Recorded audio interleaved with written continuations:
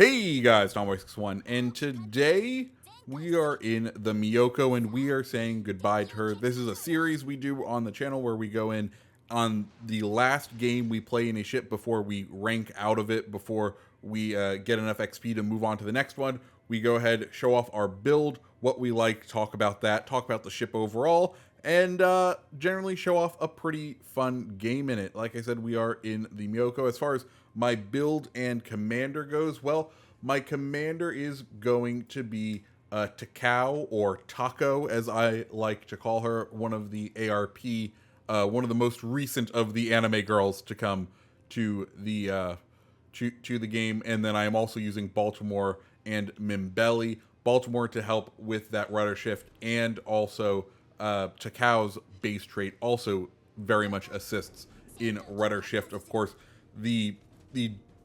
Japanese cruisers, very much kiting type style cruisers, where you want to be able to have that rudder shift to be able to maneuver and avoid shell damage. As far as the rest of the skills that we are running, Ingenious, Full Speed Ahead, Sponge, Fixated, and Refill Station. And then the mod slots that we are using with the ship. First one, we're using the Turret Traverse just to help with that, because we do have a very quick shifting ship, and base turret traverse speeds just don't keep up. You do absolutely kind of need the increased turret traverse if you want it to keep up. And then we have a double rudder build, and that's the build we're running. Myoko, like I said, very maneuverable, especially when you build her the way we have. We see that there's a Richelieu here, and there is someone in the cap. We're going to go ahead and kind of push in. We've pushed up further than we probably should have, but we do have this Moss in range, and if we can go ahead and eliminate him, it will definitely pay dividends for our team for the rest of the game. So we are going to go ahead and push in. We can see Moss is going ahead and laying a smoke screen, which will assist us in our retreat if we can go ahead and kill this Moss in this next salvo, which we almost do. We start to think about using those torps, but we don't have to, and now it's time for us to turn and get on out of there. But good news, we did take out the Moss, so we made our big play. Hopefully we can now inspire our teammates to go ahead and start pushing into C, as we've done all of the hard work and heavy lifting. They just need to take out this Richelieu, and we are going to get working on that. Myoko, as I was saying before, I like the ship. I'm not in love with the ship. It is a kiting cruiser. It's all about staying at range, getting as many guns as you can online, and if you're being shot at, turning just at the right time so that those shells no longer hit you. The front turrets of Myoko are in a little bit of a weird positioning, where the middle turret is in a super fire position, and then the third turret faces rear. I do kind of find it weird that that super firing turret can't follow the same arc and trajectory as far as rotation goes as that rear turret. What it really means is that when you want to flip sides with the turrets, it does take a considerable amount of time to go ahead and flip over and just sort of, engage them. Now, as far as the role of Myoko, it's a kiting cruiser. We're using HE. We have a 17% chance to set fires with this current build, which is pretty decent. It gets us enough fires. Of course, you want to get those fires. If someone extinguishes them, set them afire again, and hopefully it will be a permanent one, just because that's kind of the meat and potatoes of the Japanese line, is kind of be annoying. You have long-range torps. If you get in a kind of a medium-range fight where you start getting chased down, you can use those to kind of zone people off and kind of use them a little bit defensively, but most of the time you're probably just going to be finding a target and then sailing as far away as you can from it, firing over your shoulder, essentially. And it's a play style. I don't know if it's my favorite play style. It definitely does take a little practice in understanding when and where you need to make your turn in order to actually be able to like dodge, because it does take a little getting used to. Right here, unfortunately, we come up and hit this battleship in the hopes we were trying to beat him out and be able to get more of our guns on target on this Benson. Sadly, we are not able to do that, though we do end up getting the kill on the Richelieu, thanks to that fire that we set earlier. Benson nearly down now, and our team has fairly well secured C, and their team has fairly well secured the A side with just having a destroyer out in the backfield, kind of as a harasser of sorts. But at this point, we can see most of our team is going to keep pushing southernly in on C, so we might as well try to expand out, get new angles of fire out on these ships, and move out to the north end of the map and try to open up some of the angles, because while HE is very effective, if you can get some broadside cruisers, you are able to do some fairly decent damage.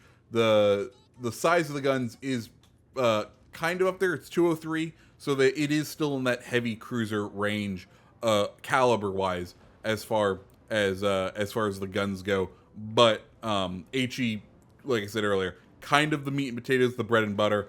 Shore's pushing out now. The one nice thing I will have to say about my team at this point is we've spread out enough, and their team has not pushed forward enough to where they've kind of started only challenging us one at a time. And when you challenge one at a time, you get concentrated down like that, and it does tend to work in your favor. But you know, once again, as we've talked about previously on this channel, you don't always want to bunch out. You want to try and make that space away from your teammates, just in order to spread out and get those better angles of fire.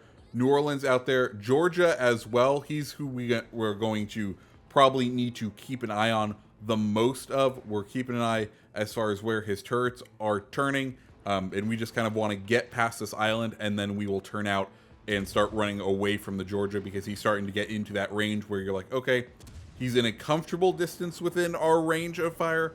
We can absolutely now make that turn and still have time to sort of dodge his rounds as they come in, but also he's well within our range to easily hit these shots, especially into that juicy superstructure of the American battleships that we can see right there. And thankfully, the rest of our team also all over in B, doing a very good job of hammering away on this Georgia, making it so that even though he is starting to try to concentrate on us, he won't be around much longer. And as we can see, he goes down there. Next up, we are just kind of, once again, keeping our range, keeping our distance, trying to find our targets, trying to annoy them, doing the usual Japanese cruiser bit and spiel. I am looking forward to getting the next ship of the line. Of course, that ship is going to be the Mogami. Fairly similar to this ship as far as I can tell. Very similar playstyle, which, you know, I look forward to giving out the tier 7, or giving the tier 7 Mogami a go. North Carolina now well within our range, so we're going to go ahead and start lighting him up. He has about half his health left, which is plenty for us, and we can see he doesn't want to pay us any mind, which he could absolutely probably kind of one-shot us with a single salvo if he really wanted to. But I think he's, once again, more concerned with our teammates down in that B flag area, and we'll let him be concerned with them. We get our 10th fire of the game set on the North Carolina, and he is not looking like he will be lasting much longer, especially because he still hasn't put out that fire, and he is slowly whittling down. And there we go. That's kill number 4, and now we are on the hunt for the Kraken, because once you get 4 kills, you're like, oh, I was not expecting getting that many, especially when we kind of blew half of our health in the beginning of the match. But as we were talking about earlier, it was a well-spent amount of HP, being able to eliminate what was definitely the biggest threat on that side in the destroyer, and then being able to also capture C and allow our team to start making this push that has resulted in us chasing down 2 cruisers out in the backfield. As far as the rest of this game goes, sadly, we don't get the Kraken. We're just going to end up chasing these 2 cruisers to the end of the earth. But hey, this is a good way to go out in the Myoko. 5 different medals. 4 kills, 110,000 damage, and a good time. As far as my advice, if you don't have Takao, or Taco, as I once again will call her, Okawa is going to be that go-to cruiser commander, especially for this line, because once again, Japanese line, all about being at the longer range and avoiding shells using superior maneuverability, or at least that is what the tech tree line seems to guide you towards, and Mikawa is definitely the one to go to. Here we go, New Orleans, we take our shot, and I think we may get a couple more hits right here. Let's see, they look good, they look beautiful, and they are just short. But yeah, guys, this has been the Myoko. It's been a fun stepping stool. I look forward to advancing on to the tier 7 and kind of wrapping up all of the ships. But we expect to have a lot more of these sort of saying goodbye to videos with the five times experience that was part of the birthday celebration. I was able to knock out almost every single thing. I am now only down to, I think, three more ships in tier 6, and I will have completed all of my tech tree ships. So yay. Anyways, guys, if you liked the video, go ahead and hit the like button, hit the subscribe button, and I hope you guys have a great rest of your day. See ya.